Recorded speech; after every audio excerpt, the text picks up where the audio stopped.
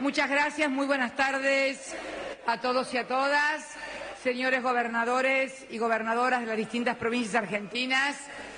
Queremos también darle la bienvenida al señor Jean-Luc Mélenchon, que fuera candidato a presidente por la República de Francia, que hoy nos acompaña.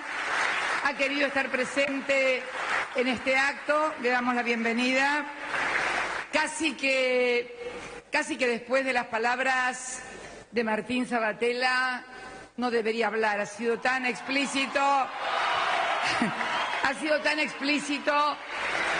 pero la verdad que es una fecha muy especial, es una fecha...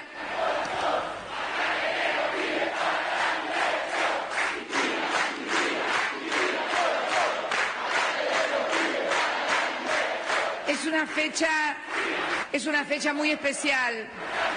Hoy se cumplen 3 años de la sanción y promulgación de esa ley de servicios de medios audiovisuales, auténtica creación de la sociedad, del pueblo de la Argentina. No fue un proyecto del Poder Ejecutivo, no fue un proyecto de ningún legislador, fue una construcción colectiva. Por eso tiene esa fuerza, por eso tiene esa inserción. Recién Martín recorría muy rápidamente los números. 5.000 licencias tiene otorgado el Estado argentino en radios, canales de televisión. 4.500 de esas licencias pertenecen a 2.500 titulares, personas físicas o jurídicas. Las otras 500 están divididas 250 en 25 grupos y las otras 250 en un solo grupo. La verdad que tenemos también muchas cosas para las cuales alegrarnos, las cosas que hemos logrado en estos 3 años y que han sido explicitadas por Martín, por el video, la generación de nuevas productoras, de nuevos contenidos, de nuevos emprendimientos, de nuevos puestos de trabajo, todo lo que va a ser y es conocido a diario por nuestra sociedad y que lo vamos a difundir a través de estos 2 videos. Él hablaba de un 7 de diciembre, de un 7D, que la Corte Suprema de Justicia de la Nación, en un fallo, ha marcado como el plazo para terminar con el proceso de adecuación que marca la ley y que increíblemente, tal vez usted no lo pueda entender, Jean-Luc Mélenchon, pero le va a pasar lo mismo que a Chirac, que no entendía que Astiz estaba en libertad. Tampoco se puede entender que una ley sancionada por el Parlamento argentino por amplia mayoría pasen 3 años y todavía no se pueda cumplir. Pero estas cosas pasan.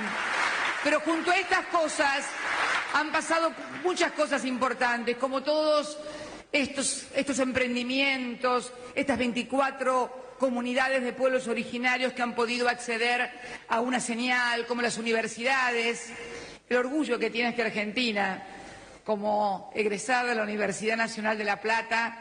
LU11 es la radio universitaria más antigua del mundo, señores, La Plata, así que de acá un saludo para esa radio histórica,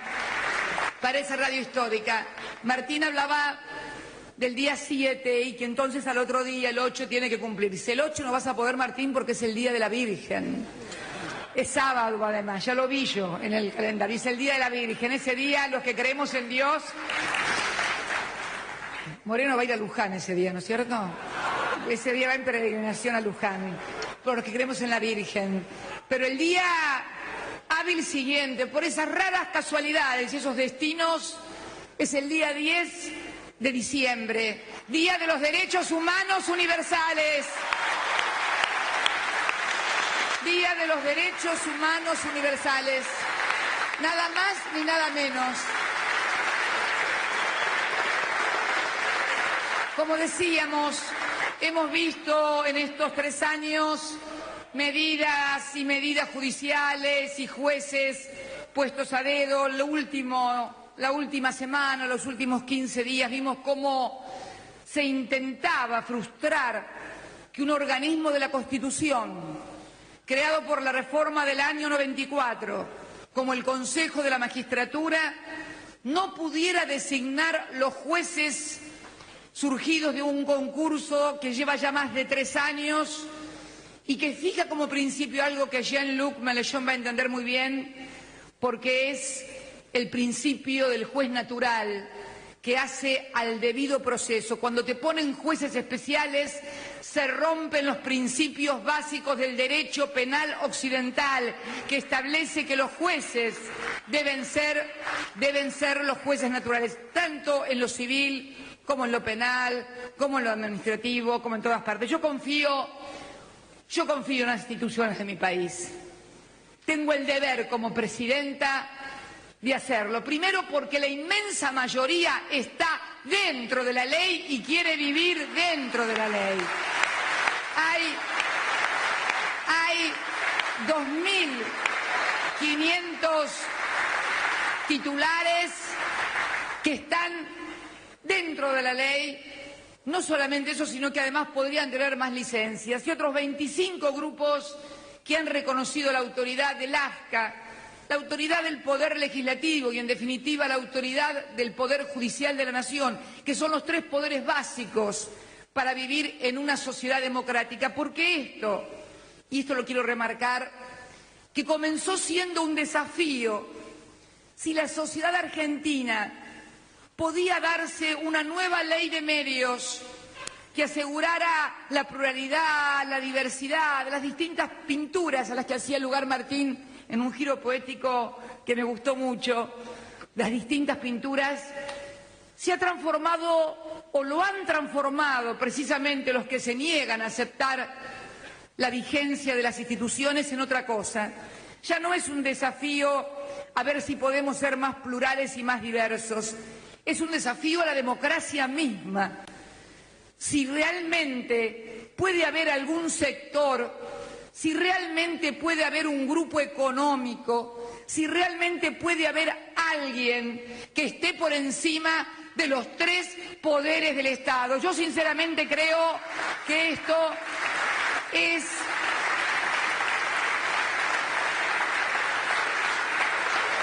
un desafío muy grande, porque la construcción de la democracia hoy en el mundo contemporáneo tiene que ver con este reconocimiento de la democracia, pero tiene que ver también, se entronca, no solamente con el reconocimiento de los 3 poderes, sino también con la pluralidad de las voces. Y si no, miremos lo que está pasando, lo que ha pasado en los últimos días aquí en la región, cuando los medios, no solamente, porque esto no es un problema que aqueje únicamente a la República Argentina, aqueja a la República Argentina en la medida en que no hay un cumplimiento de la ley, pero realmente la deformación, la distorsión, la no posibilidad de acceder a la verdad a través de los medios de comunicación se da a lo largo y a lo ancho del planeta.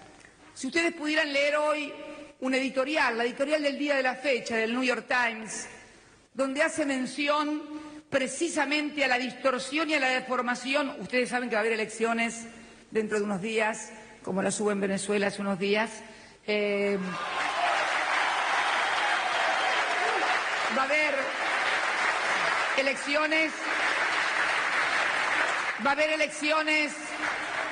elecciones en Estados Unidos el día 6 de noviembre, el martes 6 de noviembre, y compiten, obviamente, no hay que silbar a nadie, son elecciones, van a elecciones y punto. Van a elecciones el Partido Republicano y el Partido Demócrata. En el día de la fecha, el editorial del New York Times, uno de los diarios más importantes del mundo, tal vez el más importante de los Estados Unidos de Norteamérica. Ustedes saben que en Estados Unidos quien es dueño de un diario no puede ser titular de ningún medio audiovisual, o sea, quien es dueño del Washington Post, del New York Times, no puede. Esta limitación en la Argentina no existe. Quien es dueño de un diario puede ser también dueño de una radio y de una televisión. En Estados Unidos no. El New York Times, en el día de la fecha, porque se puso en duda las cifras de desempleo. Se han puesto en duda las cifras que elimina el Centro de Estadísticas y Censo norteamericano por parte de los republicanos, porque dicen que la cifra de desempleo no es la que anunciaron, del 7,8, sino que es mucho más y que se ha hecho para impulsar la campaña de Obama. Y bueno, y hay una campaña muy fuerte a través también de los medios de comunicación. The New York Times hoy habla de el mundo de las conspiraciones y dice vivir y darse manija. Escuchen, eso no es mío lo de manija. Vivir y darse manija en ese mundo de teorías conspirativas significa rechazar cualquier forma de realidad objetiva. ¿Le suena? Cuando los números de desempleo dan bien, están evidentemente dibujados, encomillado del diario. Cuando las encuestas ponen a Obama al frente, son sesgadas.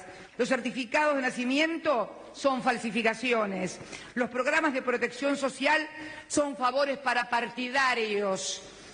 La reforma del sistema de salud es socialismo y la publicidad de las donaciones de campaña es antiempresarial. Nadie esperaba que los republicanos celebraran una tendencia positiva para el país. Se escucha lo que estoy leyendo, ¿no? Nadie esperaba que los republicanos celebraran una tendencia positiva para el país, pero casi de inmediato los presentadores en Fox News y los editores de los sitios web de la derecha vieron algo más siniestro, una conspiración liderada por la compañía. ¿Vieron una cosa curiosa? Utilizaron la palabra derecha. O sea, en Estados Unidos los medios saben que hay una derecha. ¿Ustedes escucharon que algún medio de comunicación argentino hable de algún sector de la derecha? Parece ser que todos están del centro para allá. Estas son las cosas que yo admiro de esa democracia. Y más adelante, la acusación es absurda. La Oficina de Estadísticas Laborales, que junto con la Oficina del Censo realiza la encuesta de hogares, está a cargo de funcionarios de carrera y es impermeable a la presión política y a la manipulación. Como todos, salvo los hipnotizados en Washington, entienden, pero esta vez los teóricos de la conspiración fueron más allá de lo habitual. Jack Welch, ex CEO de General Electric, dijo que funcionarios de Obama en Chicago habían obviamente cambiado los números a pesar de que no tenían ningún tipo de evidencia. El artículo sigue, pero díganme si este artículo no podría ser de cualquiera de los diarios de nuestro país, no de todos, sino de algunos. Sería injusto también mencionarlos a todos. Esto para que veamos lo importante que son las pluralidades. Y miren que aquí, en realidad, en Estados Unidos realmente hay ley antimonopólica de medios, pero realmente cadenas como la Fox o como la CNN también, en cierta medida, monopolizan la información. Y también nos tocó vivir, como actores regionales, hace unos días, la misma manipulación respecto de una elección que finalmente terminó convirtiéndose prácticamente de nacional en internacional y con un impacto regional que le dieron los propios que pensaban, debido a las mentiras que habían montado, que el presidente Chávez iba a perder las elecciones. La verdad, yo no había hablado del tema. No había hablado del tema, no había hablado...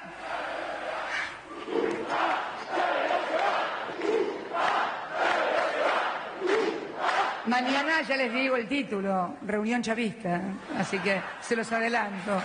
Pero yo no había hablado de las elecciones porque no acostumbro a hablar de las elecciones de ningún país por una cuestión de no intromisión en los asuntos internos, pero resulta que la oposición o ciertos sectores de la oposición plantearon casi como que había elecciones no solamente en Venezuela, sino también en la República Argentina. Parece como que tuviéramos que tener elecciones todos los meses, o sea, desde octubre acá deberíamos ir a elección todos los meses, y realmente, fueron presas de su propia estrategia equivocada en ver todo como una catástrofe, en ver todo mal, en estar, como decía hoy Atilio Borón, en el octavo círculo del Dante, que es el de los mentirosos contumaces. Yo creo que la lección de democracia, de representación, quiero agradecer también las palabras quiero agradecer también las palabras del presidente Chávez, no hacia esta presidenta, sino a quien fuera mi compañero, y el reconocimiento que hizo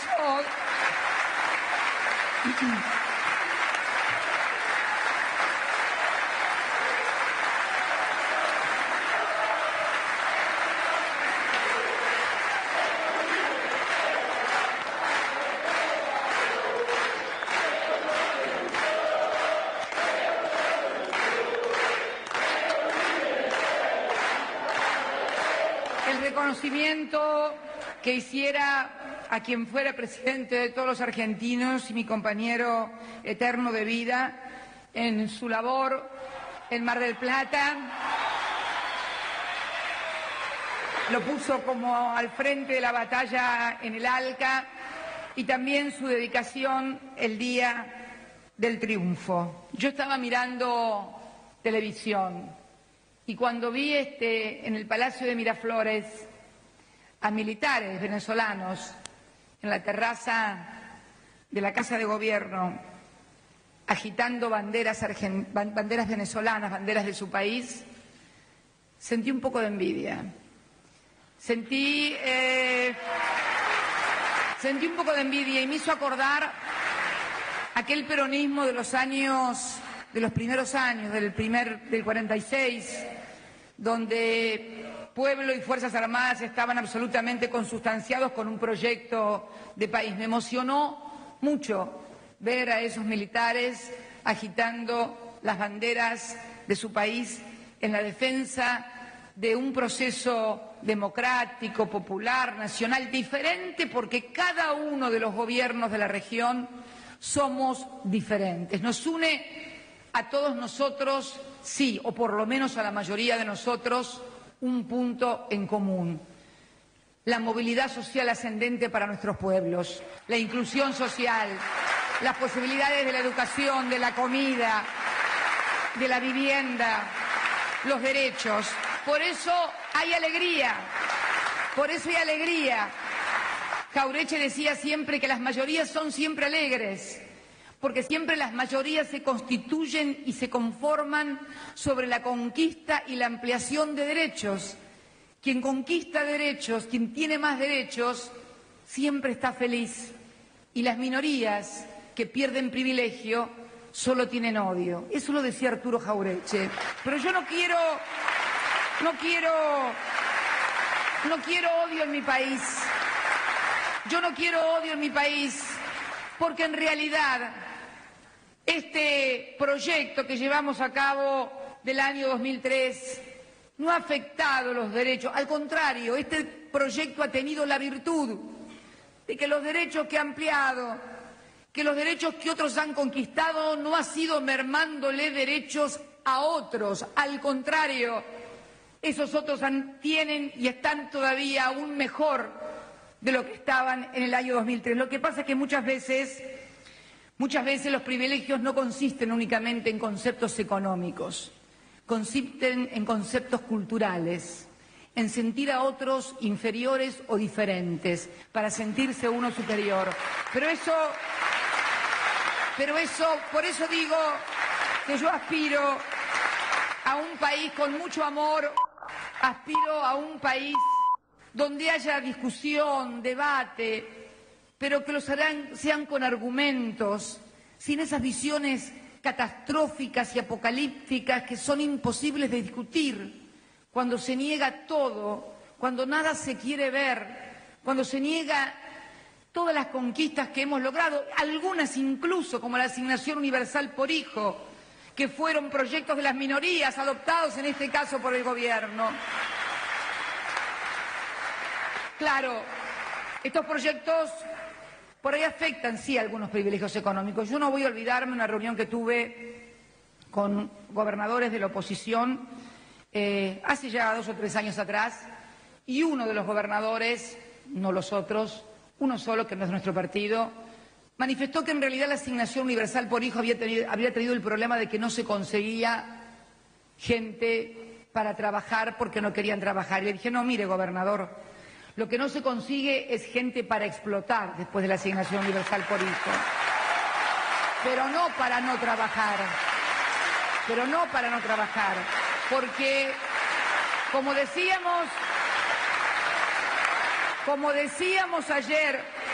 como decíamos ayer, junto a los compañeros de la Confederación General del Trabajo que vinieron a visitarme, y les comentaba esta anécdota, en realidad la asignación universal por hijo obviamente no ha solucionado los problemas de todos los argentinos, sin lugar a dudas, pero ha permitido completar en muchos hogares un ingreso que les permite llegar a fin de mes. Pero además,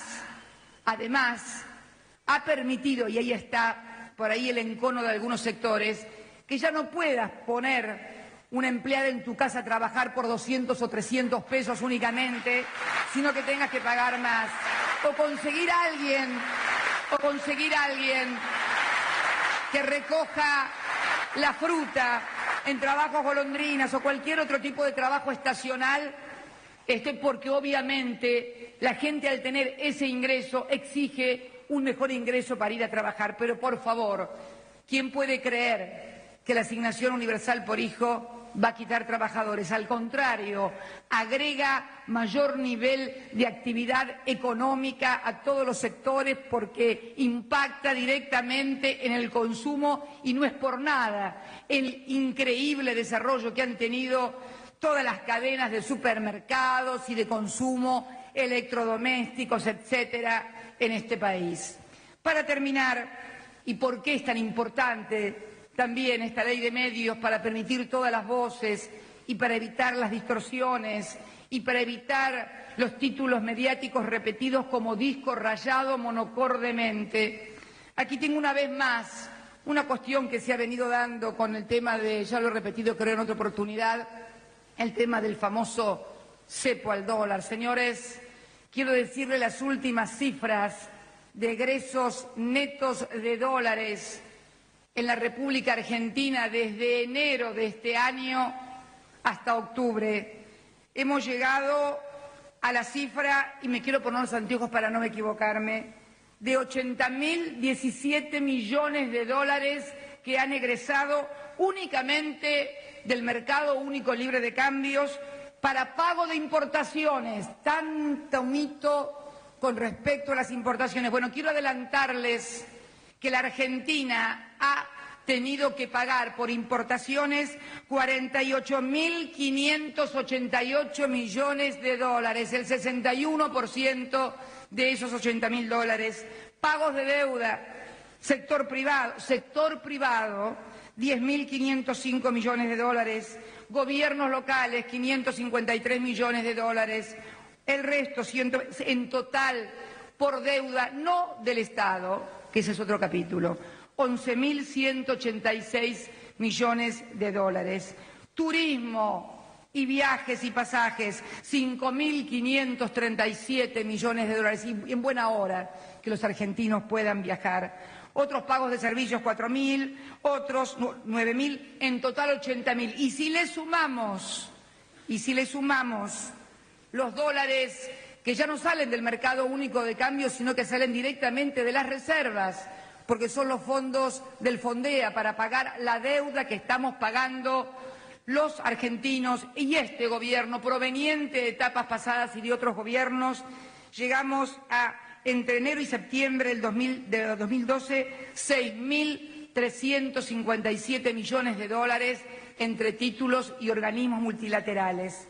En septiembre solamente 543 millones.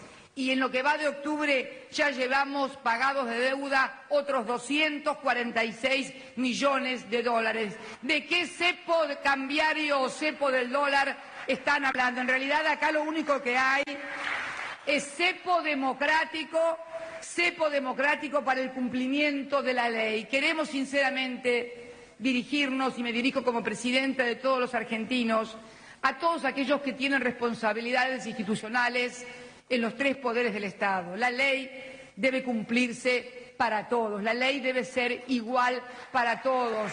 No podemos vivir en una sociedad en que unos puedan cumplir la ley y otros violarla, o lo que es peor aún, violentar los organismos de la Constitución para lograr designaciones o evitar designaciones que son las que establece la ley. Pero tenemos que estar contentos igual, tenemos que tener alegría igual, porque hemos logrado muchísimas cosas y vamos a seguir logrando muchas otras. Yo tengo gran confianza en la labor de Martín y de su equipo frente a la AFCA. Gran confianza porque lo sé un hombre comprometido. No hace falta pertenecer a un mismo partido. Tenemos también los argentinos que comprender la necesidad de ampliar nuestras bases de sustentación, pero también la necesidad de saber que cuando el pueblo, que cuando el soberano, como le gusta decir a Hugo, decide, son ellos los que deciden quién van a tener la iniciativa política del país. Y esto no significa que las minorías no tengan derecho. Las minorías siempre, los 40 millones de argentinos tienen todos los derechos y garantías que les da la Constitución. Pero en la segunda parte de la Constitución se establece quiénes gobiernan, cómo gobiernan y cómo se hace. La Constitución hay que leerla completa, del primer artículo hasta el último.